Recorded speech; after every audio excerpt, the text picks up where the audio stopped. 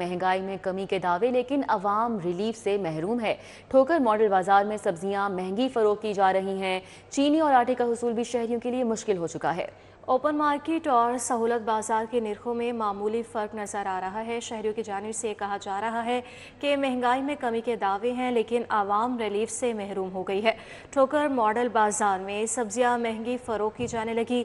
बात करने के लिए वहीं पर मौजूद है हमारी नुमाइंदा मायदा वहीद। बताइएगा मायदा, क्या मज़ीद कहना है शहरियों का?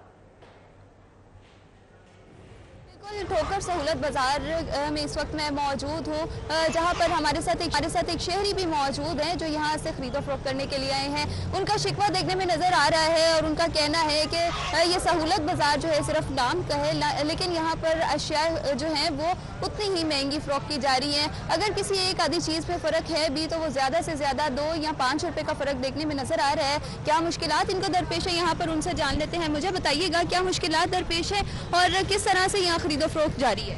ये आटे के लिए लाइन पे लगना पड़ता है, इतनी लंबी लाइन होती है, शाम पड़ जाती है, आटा नहीं मिलता। उसके बाद ये चीनी लेने आते हैं, टाइम निकाल के, इतना टाइम नहीं होता, 2 किलो चीनी देते हैं, कम से कम 5 किलो तो होनी चाहिए ना। 5 किलो होनी चाहिए। मुझे बताइएगा सब्जियों के हवाले से क्या कहेंगे आप, और बाकी जो दीगर चीज़ें हैं किस तरह से यहाँ पे फरोख्त? हम ऐसे मिल रही है, एक 2 रुपये का फ़र्क, बस कोई फ़र्क नहीं है। का फ़र्क है। शहरी का कहना है कि चीनी अगर लेनी पड़ती है तो सारा दिन हमारा बर्बाद हो जाता है और लंबी कतारों में हमें लगना पड़ता है। आटा लेना पड़ता है, अगर आटा लेने के लिए हम यहाँ आते हैं तो उसकी भी यही सूरत हाल देखने में नज़र आ रही है। सहूलत बाज़ार में ज़्यादा से ज़्यादा 1 या 2 रुपये की जो है वो कमी देखने में नज़र आ रही है। अदरवाइज़ अगर हम ओवरऑल बात करें तो सब्जियाँ उसी तरह मनमानी कीमतें वसूल की जा रही हैं। ओपन मार्केट में नरखनामे जो है उनकी धज्जियाँ उड़ा दी गई हैं, सरकारी रेट कुछ और मनमानी कीमतें, जिसका जितना दिल चाह रहा है वो उतने ही दामों शहरियों को लूटता हुआ दिखाई दे रहा है। ठीक है, बहुत शुक्रिया। हमारे साथ मायदा थी, अपडेट कर रही थी। आपको बताएं, मोटरसाइकिल सवारों और पैदल चलने वालों को सहूलत देने के लिए अहम फैसला किया गया है। 8 मसरूफ मुकामात पर बाइकर्स और पैदल चलने वालों के लिए क्रॉसिंग ओवरहेड ब्रिज बनाए जाएं। हुसैन चौक, डिफेंस मोड़ और भट्टा चौक में ओवरहेड ब्रिजेस बनाए जाएंगे। ट्रैफिक पुलिस की जानिब से बताया गया है। बात करने के लिए अली साहिब मौजूद है। बताइएगा अली साहिब। जी बिल्कुल, स्कूल, कॉलेजेस और अहम तजारती मराकज़ जहाँ पर शहराएँ इंतहाई मसरूफ़ होती हैं और छुट्टी के औकात में या सुबह के औकात में वहाँ पे इंतहाई रश होता है, जिसकी वजह से बाइकर्स या पैदल चलने वालों को इंतहाई दुश्वारी का सामना करना पड़ता है। तो इस चीज़ को मद्देनज़र रखते हुए CTO लाहौर डॉक्टर अतर वहीद की जानिब से तजावीज़ भिजवाई गई हैं कि 8 जो मुख्तलिफ मकामात हैं वहाँ पर क्रॉसिंग ओवरहेड ब्रिजेस बनाए जाएँ ताकि पैदल चलने वालों और बाइकर्स के हकूक़ का तहफ़्फ़ुज़ किया जा सके। और इसके साथ साथ ट्रैफिक का फ़्लो बेहतर बनाने के लिए चूँकि बहुत सारे मकामात पर बाइकर्स जो हैं वो रॉन्ग वे से आते हैं, पैदल चलने वालों को जगह नहीं मिलती। तो इन तमाम चीज़ों को मद्देनज़र रखते हुए जब क्रॉसिंग ओवरहेड ब्रिजेस बनाए जाएंगे तो ट्रैफिक का फ़्लो बेहतर हो सकेगा। 8 मुख्तलिफ जगह जो हैं वो प्रपोज़ की गई हैं, जिसमें डिफेंस मोड़ है, भट्टा चौक है, हुसैन चौक समेत दीगर मकामात हैं। तो इन तमाम जब क्रॉसिंग ओवरहेड ब्रिजेस बनेंगे उन पर इम्प्लीमेंट करवाने के लिए भी वार्डन्स ड्यूटियाँ सर अंजाम देंगे। तो CTO लाहौर की जानब से तजावीज़ जो हैं वो अदालत को भिजवाई गई हैं। जैसे ही डायरेक्शन जारी होंगी तो 6 माह के अंदर LDA को ये टारगेट दिया जाए कि ये 8 मकामात पर ओवरहेड ब्रिजेस बनाए जाएँ ताकि शहर में ट्रैफिक का फ़्लो जो है वो बेहतर बनाया जा सके। ठीक है, बहुत शुक्रिया अली साहिब। पंजाब काबीना में तौसी का ये मामला है। नून लीग का पंजाब काबीना में तमाम इत्तेहादी जमातों को शामिल करने का फैसला सामने आया है और मुस्लिम लीग काफ के बाद इस्तेहकाम पाकिस्तान पार्टी को शामिल करने के लिए कोशिशें तेज़ कर दी गई हैं। राउदुलशाद हुसैन हमारे साथ हैं, उनसे बात कर लेते हैं इस हवाले से। जी राउदुलशाद।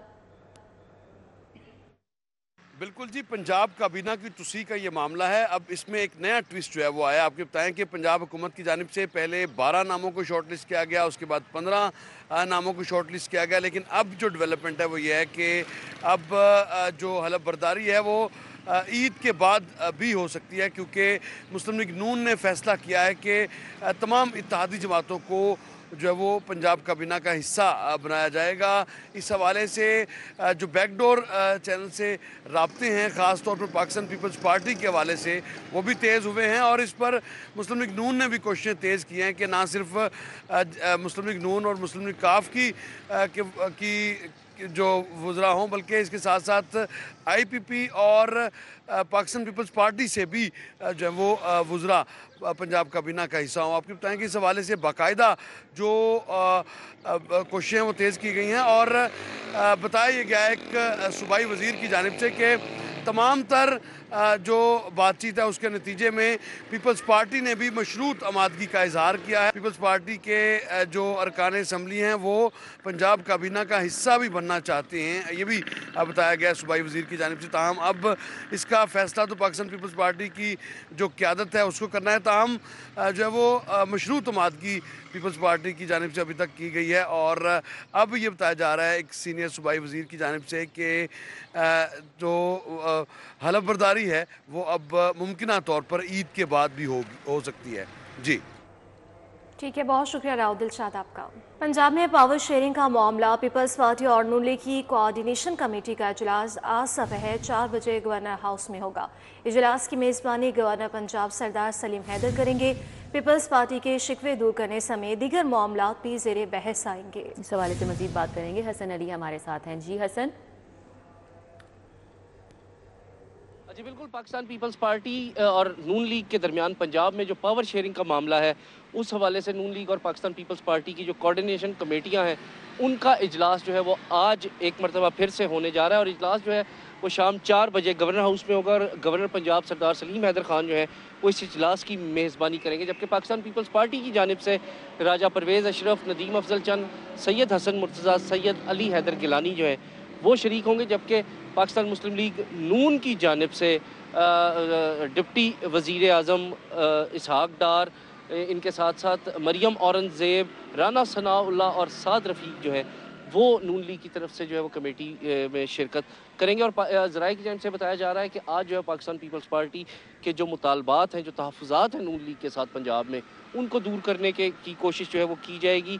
और इससे कबल जो है वो पाकिस्तान पीपल्स पार्टी ने अपने जो मुतालबात नून लीग के सामने रखे थे पंजाब में, उसमें जो मुख्तलिफ कमेटियाँ हैं और मुख्तलिफ जो इदारे हैं उनकी चेयरमैनशिप में मांगी गई थी। इसके साथ साथ नामजदगियाँ जो है मुख्तलिफ जो अजला हैं उनकी कमेटियाँ हैं उनमें पाकिस्तान पीपल्स पार्टी ने अपना शेयर मांगा था। इसके साथ साथ जो तरक्याती फ़ंड्स हैं उनमें पीपल्स पार्टी ने शेयर मांगा था। और आज के अहम इजलास जो है वो होगा जिसमें किसी हद तक जो पाकिस्तान पीपल्स पार्टी के।